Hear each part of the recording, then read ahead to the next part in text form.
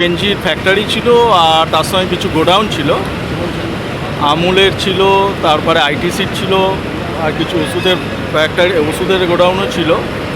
তো 1 lakh square feet মতো area প্রায়। তো শেডেড স্ট্রাকচার। তো প্রথমে আগুনটা লাগার পর চারদিকে ছড়িয়ে পড়েছে। আমরা যখন এসে পৌঁছাই 3:45 আগুনটা লাগার 15 মিনিটের মধ্যে, উইদিন 15 মিনিটের মধ্যে আমাদের এখানে গাড়ি পৌঁছে যায় এবং কাজ শুরু করি। আমাদের 20টা ইঞ্জিন এসেছে এবং পুরো আগুনটাকে আমরা কন্ট্রোলের মধ্যে রেখেছি। কোনো রকম বাড়ার কোনো চান্স নেই। এখন পুরোপুরি আগুন নিয়ন্ত্রণে আছে, কোনো অসুবিধা এখনো তো অ্যারেস্ট করা যায়নি, প্রচুর আগুন জ্বলছে। ওটা থাকবে, ও পকেটস অফ ফায়ার কিছুটা থাকবে, যেহেতু সেটের স্ট্রাকচার কিছুটা চাপা পড়ে রয়েছে, ওগুলো স্যালভেজ করতে একটু টাইম লাগবে। স্যালভেজ হয়ে গেলে ওই আগুনও নিভে যাবে। এটা ভয়ের কিছু কারণ নয়, এ থেকে আগুন ছড়াবারও কিছু নেই, কোনো রকম কোনো হতাহত কোনো চান্স নেই। নিয়ন্ত্রণে আসতে আর কত সময় লাগতে পারে? ওটা স্যালভেজ নিয়ে একটু টাইম লাগবে, যেহেতু 3 সেট, ওগুলোকে না কোনো হতাহতের খবর নেই। এখন পুরোপুরি নিয়ন্ত্রণের মধ্যেই আছে, ওটুকু আগুন থাকবে, পকেটস অফ ফায়ারগুলো থাকবেই, ওগুলো একটু টাইম লাগবে। না সেরকম কিছু বোঝা যাচ্ছে না এখনও। পুরোটা তো যেহেতু এটা পুরোটাই একদম ইনভলভ করেছে, সুতরাং এটা এখন এই মুহূর্তে কিছু সেরকমভাবে বোঝা যাচ্ছে না। পুরোটা তো দাহ্য বস্তু ছিল, তো সেই জন্য ভয়াবহতাই। আপনার নামটা? আমি Saroj Kumar Bag, divisional fire officer, north 24 Parganas. দেখলাম একটা বড় সেট ছিল, আমার কাঁধের উপর রাখো। শোনা যাচ্ছে গেঞ্জির কমপ্লিট না হওয়ার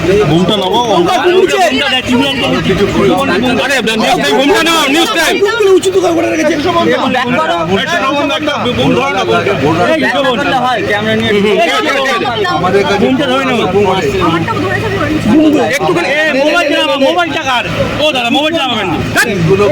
কাছে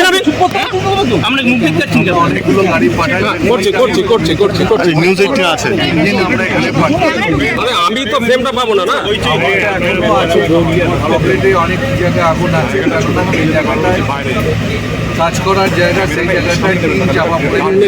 নেবো না আমি জানি, কোনো টেনশন। আমরা জেসিবি আনার ব্যবস্থা করছি, ঠিক আছে। অলরেডি আমি জেসিবি করতে বলেছি, জেসিবির ব্যবস্থা করতে আমরা আগুন কন্ট্রোল করে ফেলবো। এর থেকেও বড় আগুন আমরা কন্ট্রোল করেছি, কিন্তু কন্ট্রোল হয়ে যাবে, একটু সময় লাগে। তার কারণ আগুনে তোমার মুখ আসছে, একটু মুখটা পেছনে মাথা আসছে, সেখানে জল করতে পারছে না, সেই জায়গাটা যাওয়া যাচ্ছে না। আমরা এই টিনগুলোকে সরাতে পারলে আমরা পৌঁছে যাবো এবং আগুন নিভেও যাবে। এই কারণে আগুন অনেকে আমাকে প্রশ্ন করেছেন এবং এটাই এখান থেকে বলা সম্ভব।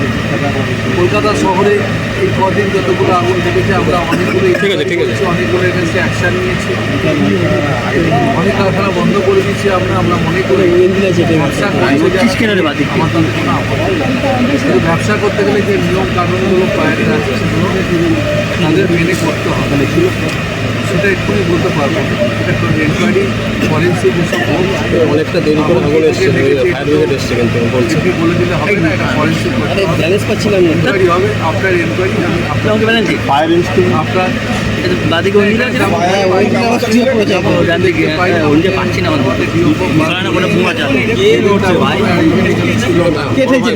মাথাটা যদি না থেকে থাকে আইনগত যা ব্যবস্থা আছে।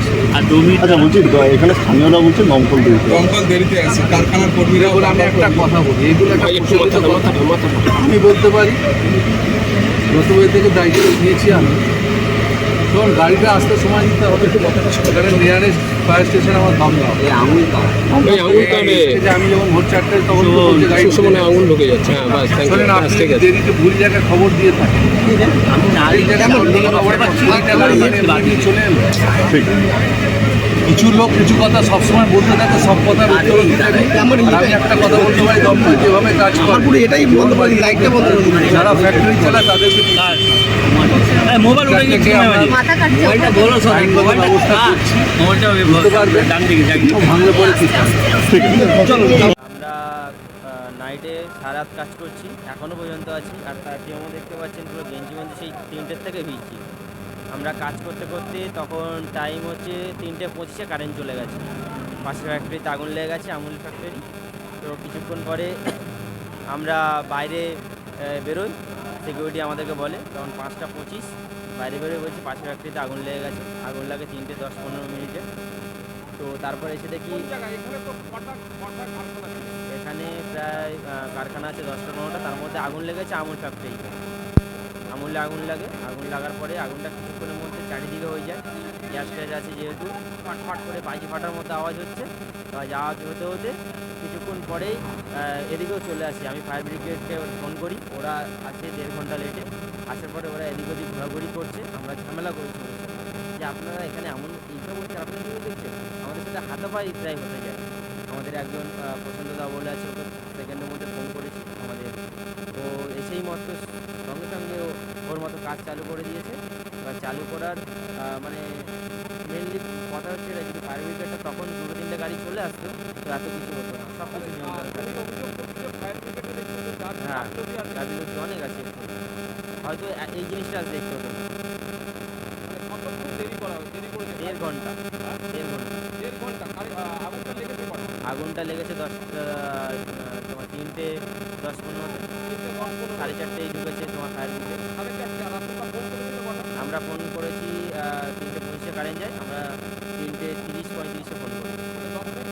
হ্যাঁ, ফোন করেছি, কারণ আমরা বেরিয়ে দেখেছি, দেখার পরে তখন তো মাথা কোনো কাজ করছে না। এটা হচ্ছে আমুল ফ্যাক্টরি আছে, তো ওখানে এসি চলছে, তারপরে আইসক্রিম ঠান্ডা রাখতে হয়, ফ্রিজ চলছে। তো ওইখান থেকে কোনোভাবে ওয়্যার আছে লিক হয়ে গেছে।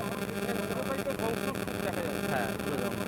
ওইখান থেকে শুরু হওয়ার পরে তারপরে এসিতে ফাট করে ফাটছে, এসি ফাটা শুরু হয়ে গেছে। এবার হতে হতে জিনিসটা যত বড় হয়ে গেছে। হ্যাঁ, 40টা মতো গ্যাস সিলিন্ডার বেরোনো হয়েছে, না তো আরও অবস্থা খারাপ হয়ে যেত। হ্যাঁ, গ্যাস সিলিন্ডার মানে ভিতরে তো ধুমধাম করে আওয়াজ হচ্ছে, সেকেন্ডের মধ্যে পুরো কোম্পানি হয়ে গেছে, মানে ভাবতে তো পারছি না আপনি তো। আর সেখান থেকে আমরা বেরিয়ে আমাদের ইউনিট, সেটা তো আমরা 5 জনে নাইটে ছিলাম, আমরা এখানে ছিলাম 8 জন, আর ওইদিকে প্রায় 25 জন। হ্যাঁ, সবাই সেকেন্ডের মধ্যে বেরিয়ে এসে এখানে সব দাঁড়ায়। আমরা ওদের কাছ থেকে তো খবরটা পাই যে হ্যাঁ, পাশের কোম্পানিতে আগুন লেগেছে। আমি আমুলেরিতে সামনে। না আমুলে না, আমি অলিভরেই কাজ করতাম। আমাদের সাইড হচ্ছে আমুলেরি, ডিজাইন বানানো এইসবের কাজ।